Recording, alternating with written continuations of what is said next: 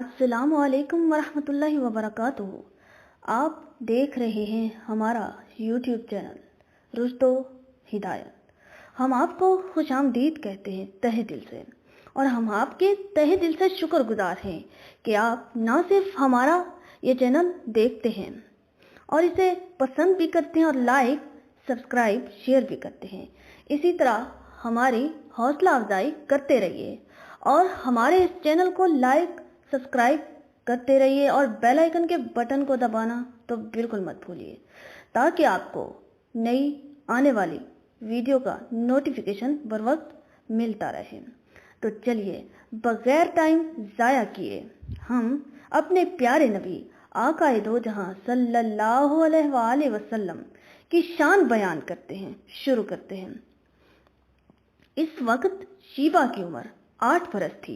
दोनों एक ही ऊंट पर सवार थे, मतलब आगे थे और शीबा पीछे। मक्का में वो दाखिल हुए तो लोगों को गुमान हुआ कि ये मुत्तलिब का गुलाम है, जिसे कहीं मुत्तलिब आगे थे और शीबा पीछे। मक्का में वो दाखिल हुए तो लोगों को गुमान हुआ कि ये मुत्तलिब का गुलाम है, जिसे कहीं बाहर से वो लेकर आ रहे हैं। चनाचे देखते ही उन्होंने शोर मचाया, मुत्तलिब गुलाम लाए। क्या तुमने मुत्तलिब का गुलाम देखा? देखो मुत्तलिब का गुलाम। मुत्तलिब ने इस तरह की आवाजें सुनी तो बोले, अहले कुरैश, तुम भी अजीब लोग हो। ये तो मेरा भतीजा है, बड़े भाई हाशिम का बेटा, यसरब में था, वहां से लेकर आया हूँ। लेकिन ये नया नाम जो बेसाख्ता जबानों पर आ गया, असल नाम पर गालिब आ गया। माँ ने इनका नाम शीबा रखा था और वो इसी नाम से मशहूर थे, लेकिन अब असल नाम किसी को याद तक ना रहा और इसी वक्त से वो अब्दुल मुत्तलिब गुलाम मुत्तलिब हो गए। मुत्तलिब का इंतकाल हुआ तो अब्दुल मुत्तलिब समझदार हो चुके थे, दस्तों बाजू मजबूत हो चुके थे और जिस्म में तवानाई आ चुकी थी। इसलिए चचा का काम उन्होंने संभाल लिया और सकाया और रफादा इनके हाथ में आ गया। आबादी में तो कुएं थे नहीं, जो कुछ थे मक्का के इतराफ में थे और वो भी इधर उधर मुंतशिर। हाजियों के लिए पानी वहीं से लाया जाता और काबा के पास कुछ हौज होते, इनमें भरा जाता। हौजों को मुस्तकिल भरते रहना, फिर आए दिन इनकी सफाई करना एक मसला था। इसमें बड़ी परेशानी होती और तरह तरह की जहमतों का सामना होता। चनाचे अब्दुल मुत्तलिब बहुत फिक्रमंद हुए। चाहे जमजम के मुतालिक मशहूर था कि इसका पानी शीरीं और खुश जायका था, कभी खुश्क भी ना होता और जितनी जरूरत होती हासिल हो जाता। लुत्फ ये कि ना कोई जहमत उठानी पड़ती, ना किसी किस्म की परेशानी होती। लिहाजा अब्दुल मुत्तलिब को इसका ख्याल आया।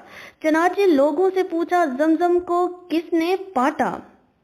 चनाचे लोगों से पूछा, जमजम को किसने पाटा और क्यों पाटा? जवाब मिला, यहाँ पहले कबीला जुरहम की हुकूमत थी। इनका आखिरी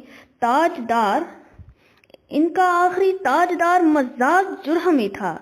जब इसकी कौम बिगड़ गई। शीबा की उम्र इस वक्त कितने साल थी? 18 साल थी। दोनों शीबा और उसके चचा मुत्तलिब दोनों एक ही ऊंट पर सवार थे। जब मुत्तलिब शीबा को लेकर अपने इलाके में आए तो वहां लोगों ने जब शीबा को मुत्तलिब के साथ देखा तो उसका नाम अब्दुल मुत्तलिब रख दिया। वहीं से शीबा का नाम अब्दुल मुत्तलिब पड़ गया। जब इसकी कौम बिगड़ गई और बनाओ से ज्यादा बिगाड़ के काम करने लगी तो बनो खजा को नागवार हुआ और उन्होंने जुरहम को बेदखल करने का फैसला कर लिया। चनाचे इसके लिए उन्होंने जंग भी की, जिसमें मैदान बनो खजा के हाथ रहा। लिहाजा अब जुरहम को यहाँ से जाना पड़ा। जाते वक्त मज़ाक से और कुछ तो बनना पड़ा। अलबत्ता काबा में जो नजराने थे, इनको इसने जमजम के अंदर डाला और ऊपर से पाड़ दिया। ये सुनकर अब्दुल मुत्तलिब ने कहा, अच्छा, तो जब तक जमजम की खुदाई सफाई न हो जाए और पहले की तरह फिर वो रवा न हो जाए, इस वक्त तक मैं चैन से नहीं बैठ सकता। फिर एक ایک رات وہ سو رہے تھے کہ سوتے ہی یکا یک یہ آواز سنی، زمزم کی کھدائی کر، زمزم کی کھدائی کر۔ پھر ایک رات وہ سو رہے تھے کہ سوتے ہی یکا یک یہ آواز سنی، زمزم کی کھدائی کر۔ پھر یہ غیبی آواز مسلسل آتی رہی، جس سے ان کی ہمت اور بڑھی، چنانچہ کھدائی شروع ہو گئی۔ لیکن یہ کوئی آسان کام نہ تھا، جان تو توڑ محنت کرنی پڑی، خون پسینہ ایک کر دیا، تب کہیں جا کر پانی ملا۔ زمزم میں مزاج کی تلواریں بھی ملی اور کعبہ کے وہ نذرانے بھی ملے۔ نذرانوں میں سونے کے 2 ہرن بھی تھے۔ عبد المطلب نے تلواروں سے کعبہ کے دروازے بنوائے اور ہرنوں کو ان کے دونوں طرف رکھ دیا کہ کعبہ کی زینت بڑھے۔ زمزم کی کھدائی میں عبد المطلب تھک کر چور ہو گئے تھے، جس کا دل پر کافی اثر ہوا اور تنہائی کا احساس شدت سے ستانے لگا۔ اس وقت تک ان کے ہاں صرف ایک ہی اولاد تھی، جس کا نام حارث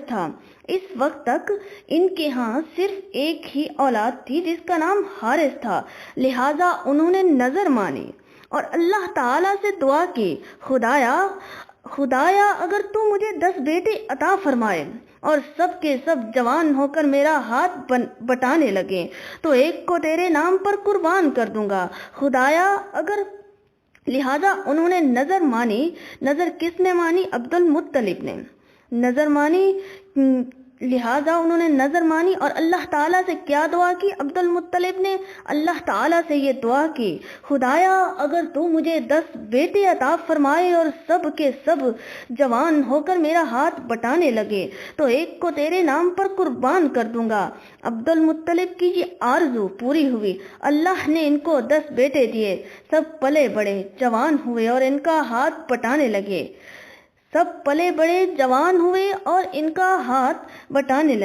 اب نظر پوری کرنے کا وقت آ گیا۔ عبد المطلب نے بیٹوں کو جمع کیا اور سارا قصہ سنایا۔ بیٹے بولے، ابا جان ہم سب دل و جان سے حاضر ہیں، جس کو چاہیں آپ قربان کر دیں۔ ابا جان ہم سب دل و جان سے حاضر ہیں، جس کو چاہیں آپ قربان کر دیں۔ اب نظر پوری کرنے کا وقت آیا۔